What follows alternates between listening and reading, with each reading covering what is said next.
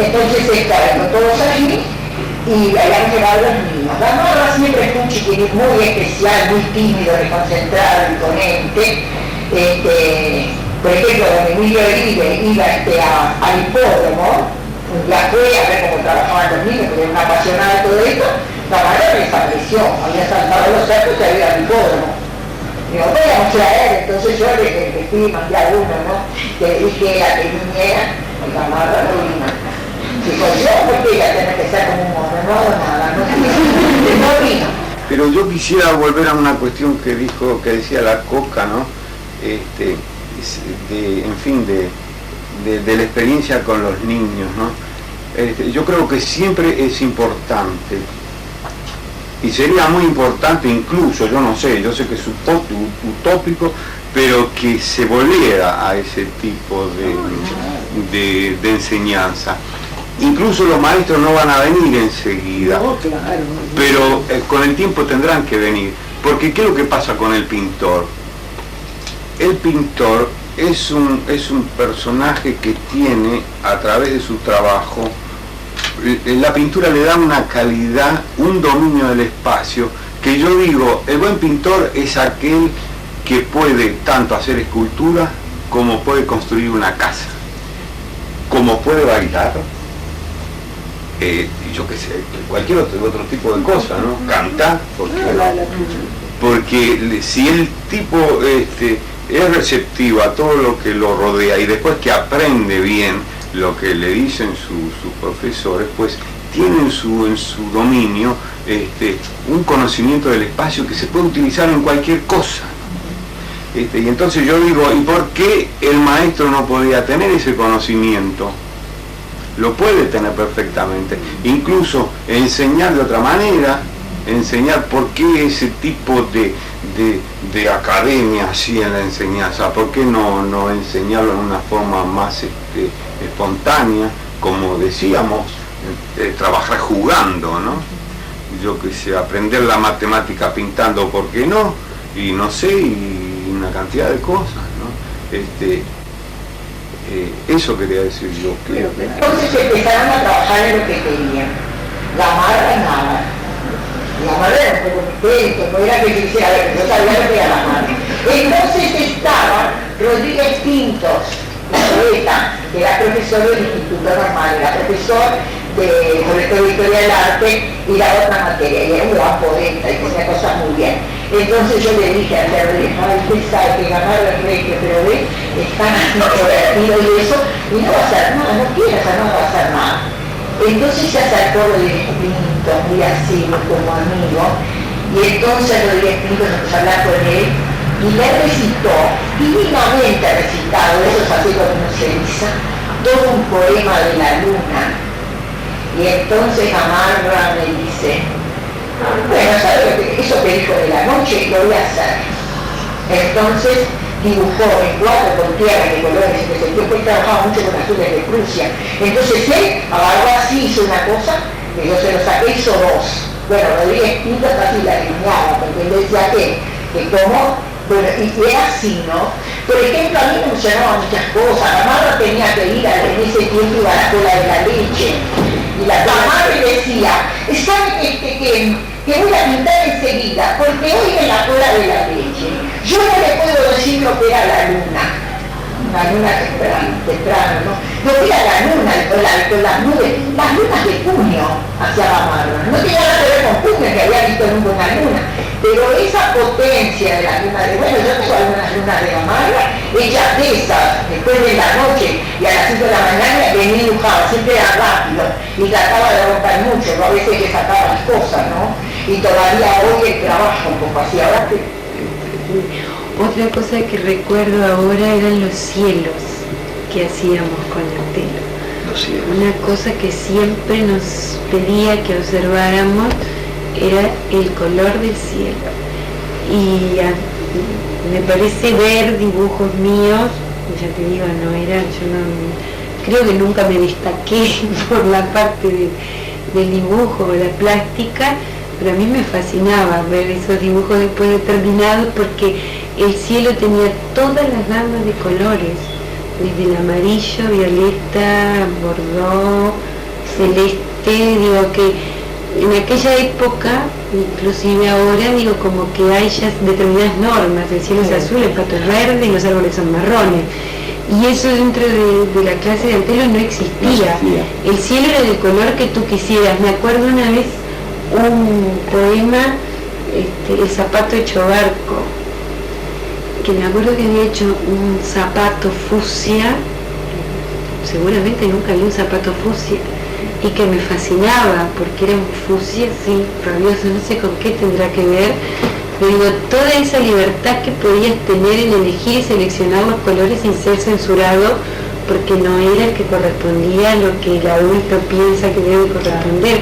No sé de dónde salen los colores, pero ahora recuerdo que los cielos eran algo muy importante.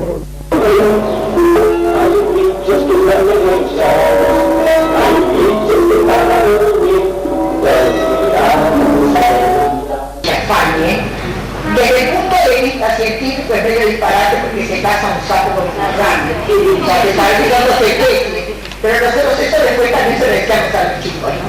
Y entonces para el casamiento de doña Rama, nosotros trajimos, siempre como yo trabajaba en la escuela de hipódromo, los chiquilines conseguían de todo de animales por ahí, ¿no? Entonces, por ejemplo, teníamos que tener un sapo, y teníamos que tener ramitas, y ahí hay grillos, y hay luciérnagas. Bueno, me acuerdo de algunas cosas más. Entonces los chiquilines, uno que trajo un sapo, entonces tuvimos el sapo en una vasija de vidrio grande, ¿no? Y el sapo fue estudiado desde el punto de vista científico un poco, para ir viendo el sapo, como era, lo estudiaron todo, conmigo y con la maestra, pero sobre todo conmigo. Las ranitas, por ejemplo los de los grillos, me decían, yo traigo, yo sé otra, bueno, muy bien.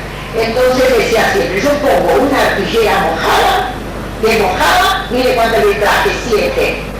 Traía 7 en un frasco, porque los grillos que yo se los encontraba allí, se ponían de noche en esa artillera mojada, no sé, eso no lo sé científicamente muy bien, ¿por qué traía grillos? Otros traían luciérnagas. Entonces, por ejemplo, estudiaban el sapo, y después el sapo de ahora, no importa, ahora ya no lo miren, lo tenemos ahí, lo dejamos ahí.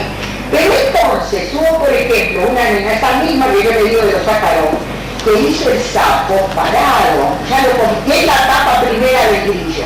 Ah, no, la tapa primera del grillo es un grillo, pero dentro de eso está el sapo. Por ejemplo, que lo hizo ella, y otros chiquilines hicieron, por ejemplo, a las luciérnagas con los élitros le pusieron una tapa divina, bien como los élitros azules, y las luces, bueno, hicieron una cosa muy linda, una cosa de tiempo, ¿no? Eso se iba haciendo y se iba creando, íbamos mirando partes. Bueno, después ese librito se publicó, pero a su vez eso yo lo tomé en otra escuela para teatro, y entonces le digo cómo colaboraba más la gente, no sé si era el entusiasmo que nosotros teníamos o qué, era la escuela 45 que era de la mañana de la mujer.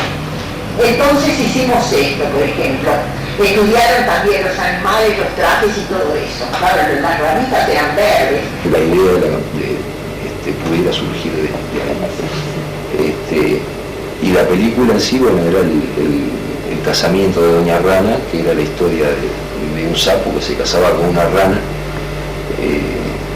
La rana era secuestrada y por una araña y presa en una cueva que está custodiada por un diablo. Entonces el sapo un poco lo que hacía era preguntarle a sus semejantes, ¿no? al hornero, al zorzal, aquello de hornero, zorzal, a la novia mía no han visto pasar, no la viste río, no la viste mar, no me acuerdo cómo salía. O sea, en esa escuela, y entonces, por ejemplo, hicieron toda la red de la araña, que hay un castillo que estaba en una montaña y una araña mala, claro, cuando ve la araña, toda la red del escenario, y lo hicieron toda como malla. Un chiquilín dijo, yo sé porque mi papá es pescador y hace la red, entonces yo sé cómo se hacen los nudos. Y bueno, y eso hizo la red de la araña, y cómo le iba poniendo, si se esperaban. Y la araña la hizo, le habíamos hecho un cuerpo, un trajecito así negro, sobre todo la araña se movía de atrás, y por ejemplo la chiquilina, claro, tenía los brazos y las piernas, así que la araña esa era de 4 patas, las otras patas no se movían. no se movía. Yo no le puedo decir esa niña, la araña, cómo se movía en la red. Era red la chilina, la araña. Y tenía uno que era el diablo y otro que era el sapo, ¿no? El sapo que porque había probado la herramienta y estaba en el castillo. Así que tenían que hacer toda una escalera que había, entonces era todo con un combate que hacía entre el sapo y el sapo. Entonces cuando ensayamos pasaba una cosa, el diablo era un chiquilín regio, y bueno, hoy sería un infanto juvenil, era un chiquilín, una limpiadora, era un niño que daba muchísimo trabajo, eso, muy especial, pero yo lo había conquistado, y claro, él era personaje, entonces al ser personaje, el chiquilín se movía mucho mejor, estaba contento.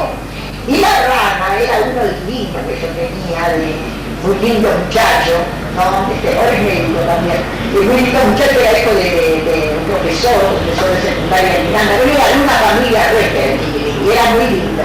Entonces había, claro, esos eran niños de distintos años, 10 años, 11 años, y entonces un día que estaban ensayando el combate, bueno, yo vi que casi vencé, entonces claro, no es argentino, y entonces después me cuenta, no me contó el infanto, no me contó el otro, la vida, y yo había todo como una rivalidad entre ellos, y entonces como era tan agresivo, claro, yo dije, esto se va a convertir como en un psicodrama en el momento, no podía permitirlo en los niños.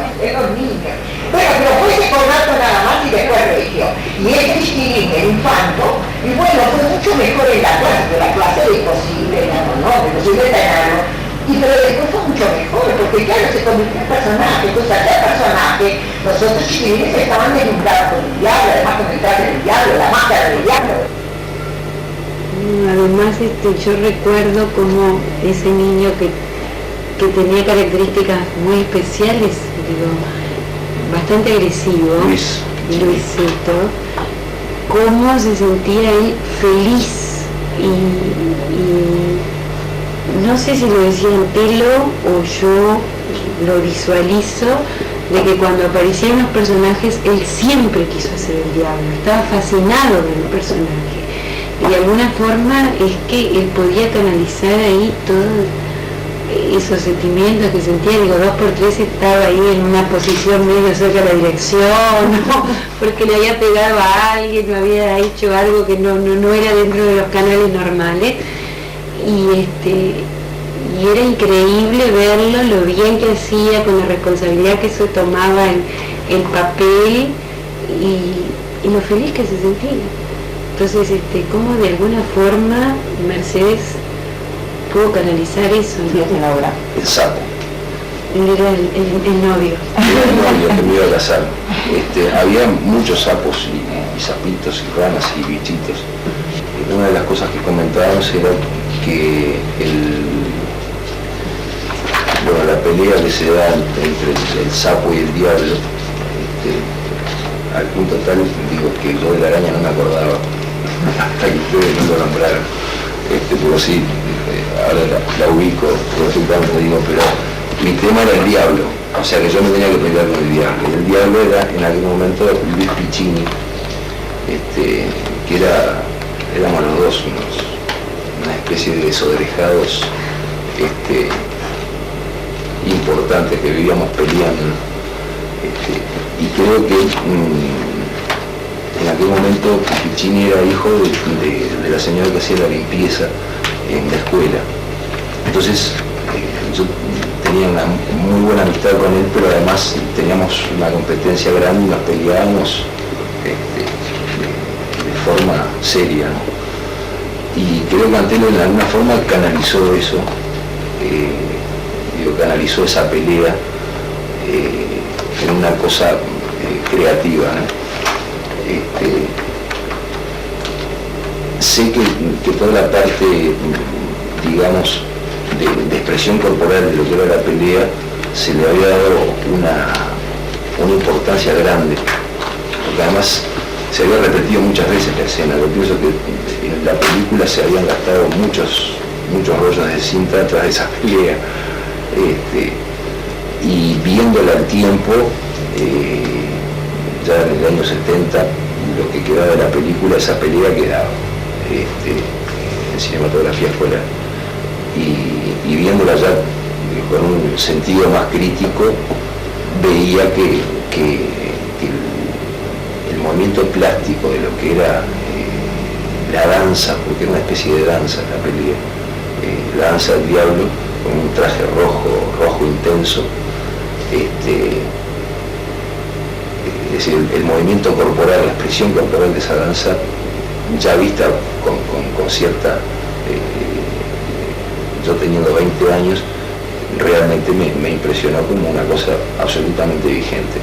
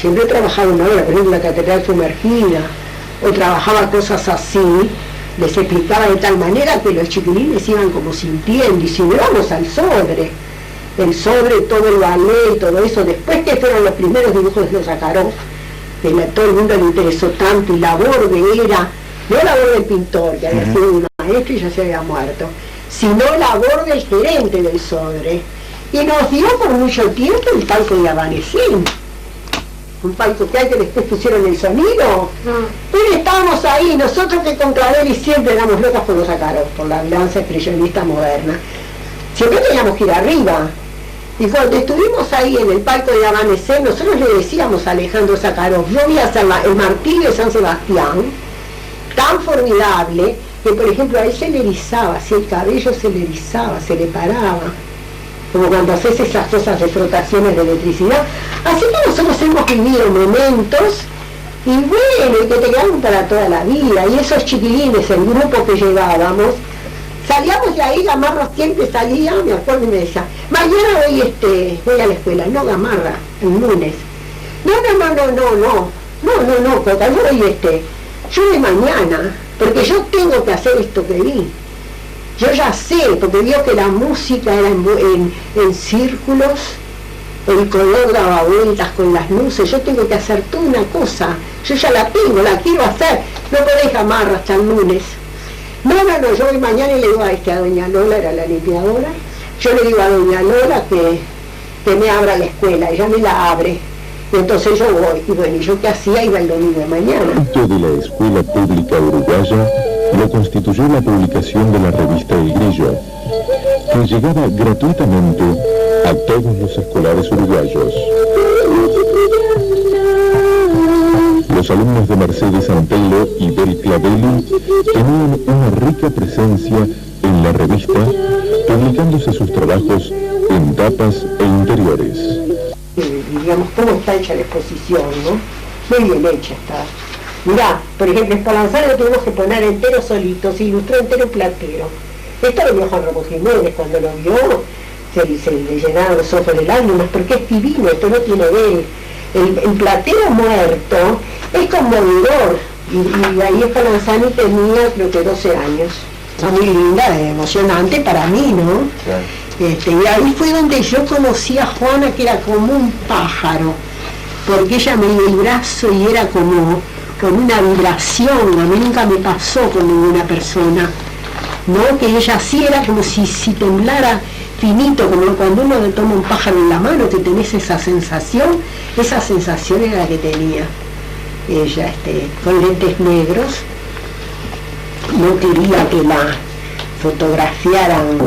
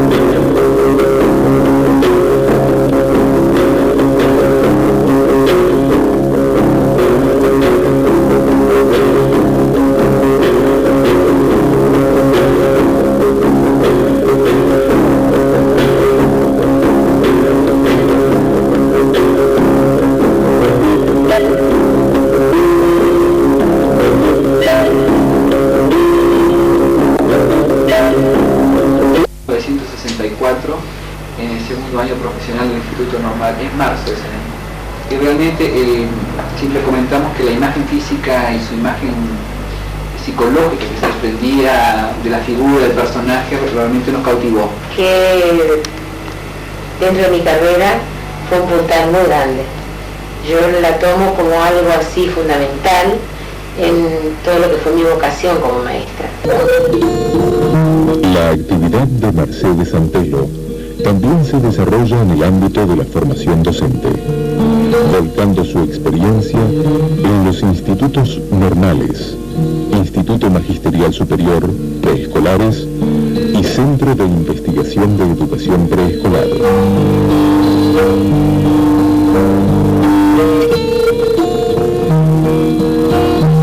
Más suerte que José, en el sentido que la conocí en el año 58 como profesora de plástica en el Instituto Normal en preparatorios. Fue un plazo muy corto porque ella justamente en ese momento estaba haciendo una suplencia. Allí fue donde ella me dio la primera oportunidad de crear. Yo venía de toda una escuela muy rígida, de todo un liceo que me había dado oportunidades de hacer naturalezas muertas, proyecciones, pero tenía mucha cosa adentro. Como dice Matiz, que crear es expresar lo que uno tiene dentro de sí.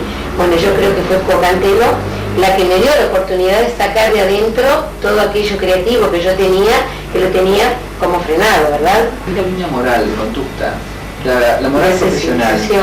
Sí, porque en general cuando se habla de un profesional se aborda por lo general la parte de talento, de investigación, de documentación que posee, pero muchas veces obnubilado en la época actual por el valor o la medida, la dimensión de esa documentación, se olvida la moral profesional. Yo pienso que es un ejemplo de moral profesional, de lo que Vasta Regla decía, la moral para intelectuales, del abordaje de una profesión impecable, de la calidez humana, sí, del manejo sensible a nivel humano, el valor ético que yo digo, de esa moral impecable, de esa rectitud de conducta en la carrera, tiene talento, porque tiene imaginación, tiene fantasía, tiene creatividad, tiene vuelo y tiene además una sensibilidad y un amor natural por el niño y un respeto por el niño que lo sigue manifestando hoy cuando se acerca a los niños, se comunica con facilidad y le demuestra el amor y los niños la quieren. Es increíble ese afecto, esa sensación natural de cariño que...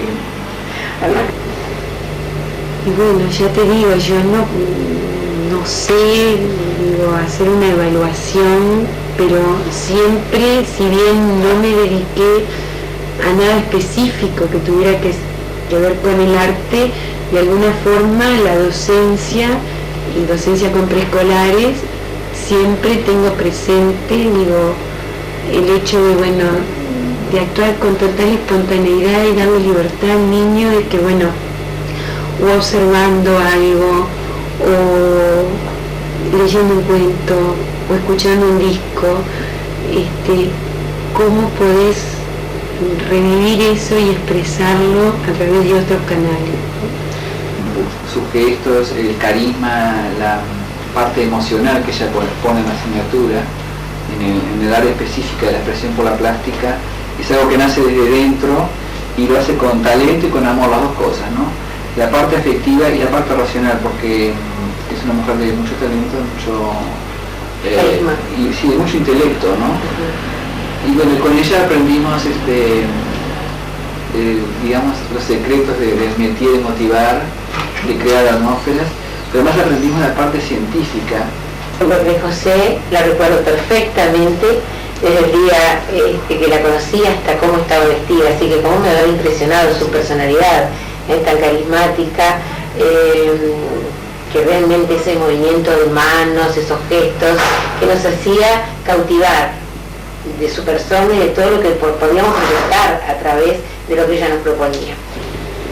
María Mercedes, la recuerdo siempre,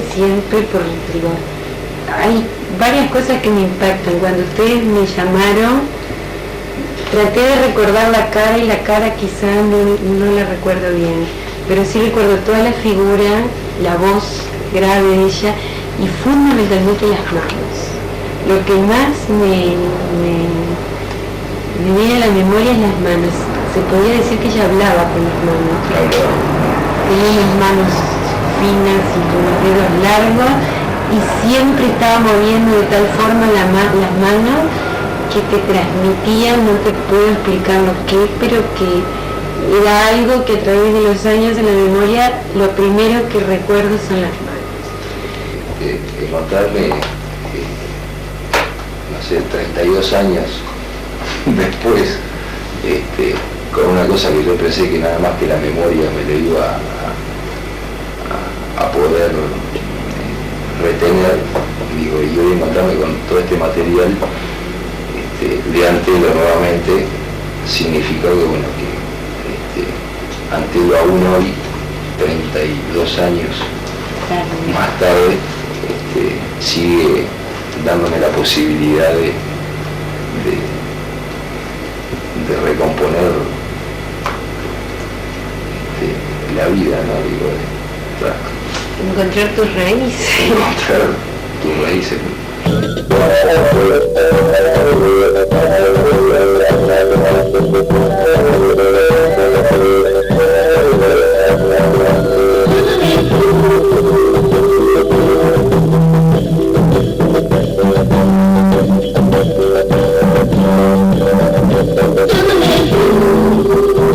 El maestro ideal es el que se pone en el papel de un puente por el cual invita a sus alumnos a cruzar y que después de haberlos ayudado en el cruce se desploma de alegría alentándolos a crear sus propios puentes.